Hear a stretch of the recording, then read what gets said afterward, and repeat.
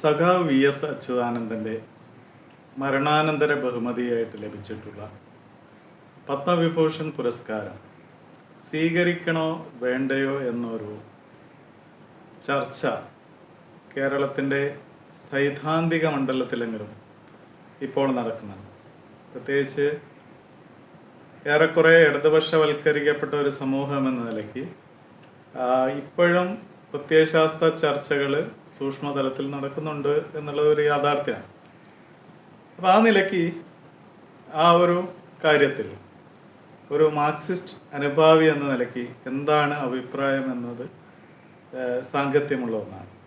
അല്ലെങ്കിൽ ആ വിഷയത്തിൽ അതുമായിട്ട് ബന്ധപ്പെട്ട ചിന്തകൾ പങ്കുവെക്കുക എന്നുള്ളത് വളരെ പ്രധാനപ്പെട്ട ഒരു കാര്യമാണ്.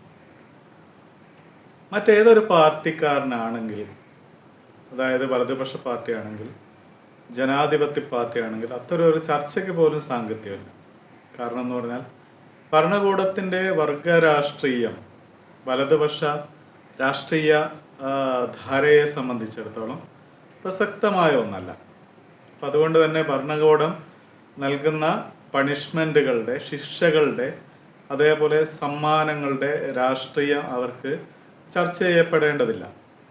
എന്നാൽ ഒരു കമ്മ്യൂണിസ്റ്റ് ഇടതുപക്ഷ പ്രസ്ഥാനങ്ങൾക്ക് ഭരണകൂടം നൽകുന്ന ശിക്ഷകളുടെ അല്ലെങ്കിൽ സമ്മാനങ്ങളുടെ രാഷ്ട്രീയം ചർച്ച ചെയ്യപ്പെടേണ്ടത് അനിവാര്യമാണ്. അപ്പോൾ ആ അർത്ഥത്തിലാണ് നമ്മൾ VS അച്യുതാനന്ദന് മരണാനന്തര ബഹുമതിയായി കിട്ടിയിട്ടുള്ള പത്മവിഭൂഷൺ പുരസ്കാരം അദ്ദേഹത്തിൻ്റെ കുടുംബം സ്വീകരിക്കണോ വേണ്ടയോ എന്ന ചർച്ച ഇവിടെ പ്രസക്തമായി മാറുന്നത്. സഖാവ് VS അച്യുതാനന്ദൻ കേവലം ഒരു മുഖ്യമന്ത്രി എന്ന നിലയിലോ അല്ലെങ്കിൽ കേരളീയ പൊതുമണ്ഡലത്തിൽ തിളങ്ങി നിന്ന ഒരു പൊതുപ്രവർത്തകൻ എന്ന നിലയിലോ മാത്രം കാണേണ്ടതല്ല. സഖാവ് VS അച്യുതാനന്ദൻ രൂപപ്പെടുന്നത് പുന്നപ്ര വയലാർ സമരത്തിലൂടെയാണ്. അതായത് ബ്രിട്ടീഷ് താല്പര്യങ്ങൾക്കെതിരെ, ഈ കേരളത്തിൻ്റെ ഫ്യൂഡലിസ്റ്റ് താല്പര്യങ്ങൾക്കെതിരെ, തിരുവിതാംകൂറിൻ്റെ രാജ താല്പര്യങ്ങൾക്കെതിരെ വിപ്ലവത്തിൻ്റെതായിട്ടുള്ള ഒരു സമര പന്ഥാവാണ് ശരിക്കും പുന്നപ്ര വയലാറിൻ്റെത്. ആ പുന്നപ്ര വയലാർ സമരം വളർത്തിയ ഒരു രാഷ്ട്രീയ നക്ഷത്രമാണ് VS അച്യുതാനന്ദൻ. അപ്പോൾ ആ നിലയ്ക്ക് അദ്ദേഹത്തിൻ്റെ ഇമ്പീരിയലിസത്തിനോടുള്ള, കൊളോണിയലിസത്തിനോടുള്ള, അതേപോലെ തന്നെ ഫ്യൂഡലിസത്തിനോടുള്ള അദ്ദേഹത്തിൻ്റെ നിരന്തര സമരം എന്നുള്ളത് അദ്ദേഹം ജീവിതത്തിൻ്റെ ഏറ്റവും അവസാന കാലം വരെ അദ്ദേഹം കൊണ്ടു നടന്നിരുന്നു എന്നുള്ളത് വസ്തുതയാണ്. അപ്പോൾ ആ നിലയ്ക്ക് VS ഒരു ഉറച്ച മാർക്സിസ്റ്റ് കമ്മ്യൂണിസ്റ്റ് നേതാവാണ്. അപ്പോൾ അതുകൊണ്ട് തന്നെ ഒരു മാർക്സിസ്റ്റ് കമ്മ്യൂണിസ്റ്റ് നേതാവിൻ്റെ വർഗപരമായ വീക്ഷണങ്ങൾ അത് കൃത്യമായിട്ടും പിൻപറ്റാൻ നിയുക്തനാകപ്പെട്ട ഒരു നേതാവ് കൂടിയാണ് VS അച്യുതാനന്ദൻ എന്നുള്ളത്. കമ്മ്യൂണിസ്റ്റ് പാർട്ടി ഓഫ് ഇന്ത്യ മാർക്സിസ്റ്റിൻ്റെ ഏറ്റവും ഉന്നത സമിതിയിൽ ഇരുന്ന നേതാവും കൂടിയാണ്. മാത്രമല്ല CPIയിൽ നിന്ന് CPM പിറന്ന സമയത്ത് അതിൻ്റെ സ്ഥാപക അംഗങ്ങളിൽ ഒരാൾ കൂടിയാണ് സഖാവ് VS അച്യുതാനന്ദൻ.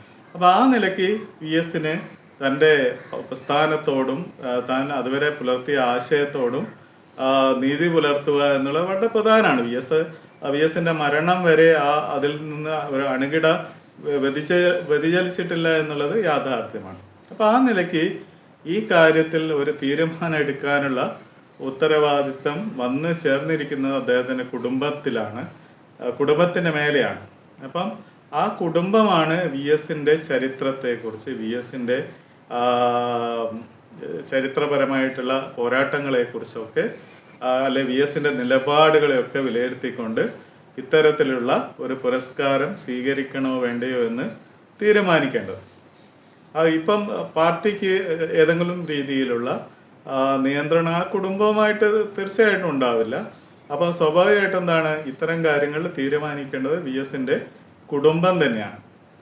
അപ്പോൾ സ്വാഭാവികമായിട്ടും ഭരണകൂടത്തിൻ്റെ രാഷ്ട്രീയം ചർച്ച ചെയ്യപ്പെടുക എന്നുള്ളത് ഒരു കമ്മ്യൂണിസ്റ്റിനെ സംബന്ധിച്ചിടത്തോളം പ്രധാനമാണ്. അത് VS മരണം വരെ ആ കാര്യം VS ചെയ്തിട്ടുണ്ട്. അപ്പോൾ ആ VSൻ്റെ ആ ചരിത്രം അല്ലെങ്കിൽ VS തുടർന്ന് ആ രാഷ്ട്രീയം തുടരാനുള്ള ബാധ്യത സ്വാഭാവികമായിട്ട് ആ കുടുംബത്തിനുണ്ട്. എങ്കിൽ കൂടി ഈ കാര്യത്തിൽ തീരുമാനമെടുക്കേണ്ടത് ആത്യന്തികമായിട്ട് ആ കുടുംബം മാത്രമാണ്.